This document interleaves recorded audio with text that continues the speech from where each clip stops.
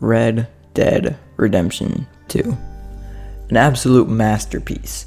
Now, I do want to say before we begin, this is the best game I've ever played. I haven't played every single game, so I'm just saying this is my opinion, but if you disagree, you are wrong. And of course, spoilers for the game. Anyways, this game is so immersive. When you play this game, it feels like you're actually in the game. And I think that there are 4 things that make this game so great. The graphics, the open world, and the characters and the story. This game is already 7 years old and the graphics are still amazing. They're so realistic, feels like you're actually in the game because of the graphics. I might have the most to say about this. There are countless stranger missions all around the map and all of them are unique. You can find a blood-sucking vampire and a gang called the Night Folk that roams the bayou at night. These people are terrifying. You can also find the abandoned town of Pleasance, which was founded the same year that everybody in it died. The game is so full of things you could never get bored. My favorite stranger mission is with Sister Calderon.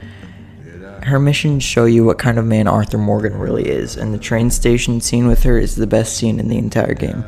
Overall, the open world in this game is matched by no other game. I've already mentioned the countless strangers you can meet on your journey, such as Sister Calderon, but what I mean for this section is the members of the gang. Now, there are so many good characters, even outside the gang, with great stories like Como Driscoll, Leviticus Cornwall, and Agent Milton. But for this, I'll just be focusing on the gang members. Arthur Morgan, the best written, acted, portrayed, and shown character I've ever seen. He goes from being a very bad man. He beats a man to death who is very sick because he owed him money. He later contracts tuberculosis from Thomas Downs and changes his whole life to try and help others instead of himself. Huge round of applause for Roger Clark, the man who played Arthur. He did a great job and his performance is amazing. We also get to see the slow mental decline of Dutch Vanderland, who goes from the start being a smart planning man to a crazy lunatic whose plans are terrible. But we can't blame it all on Dutch, considering the fact that he had Micah in his ear. If you can't tell, I absolutely hate Micah with everything in me. He's probably one of the best written villains because I hate him so much and he is so easy to hate. Next, we have to talk about John Marston because he, while the inferior protagonist, is still a good character. The first game definitely focuses on him a lot more than RDR2, but he still does get some of the action in the epilogue.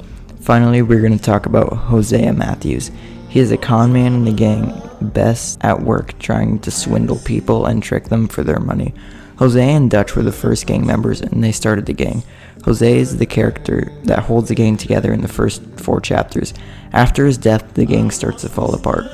This game starts in a snowy blizzard. We are in a caravan after the Blackwater Massacre and we are looking for shelter.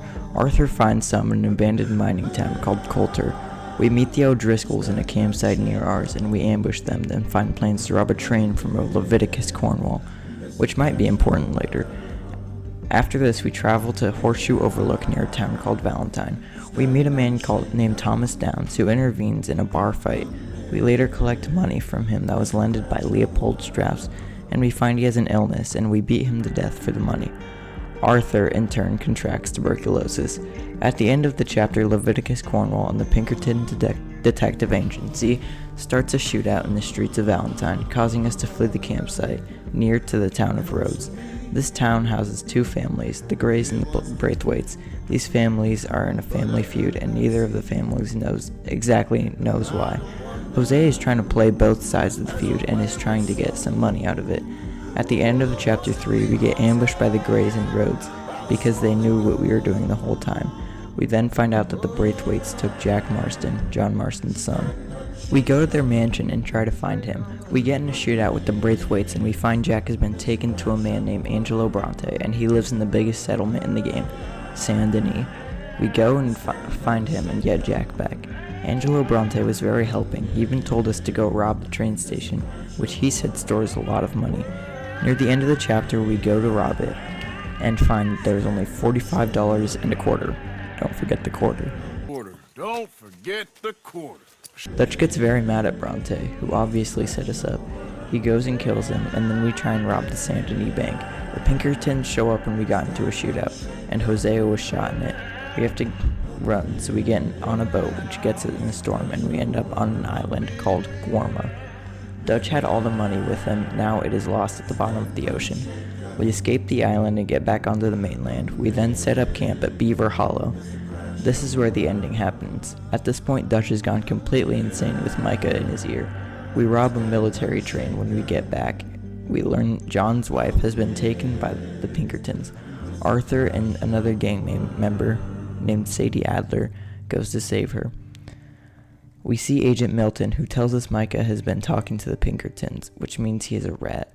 Arthur goes back to the camp and accuses Micah of being a rat. Micah then denies it, and the gang splits up in two. Arthur and John, and Dutch and Micah, the Pinkertons, then show up and the other side runs while we hold them off.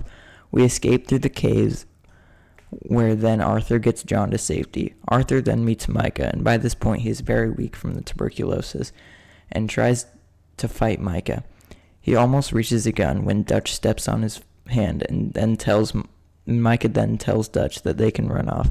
Dutch finally just walks away. Now, there are two endings. With low honor, you get shot in the head by Micah, but if you have high honor, you crawl over to the edge of the mountain and face the west towards the sunset and die peacefully.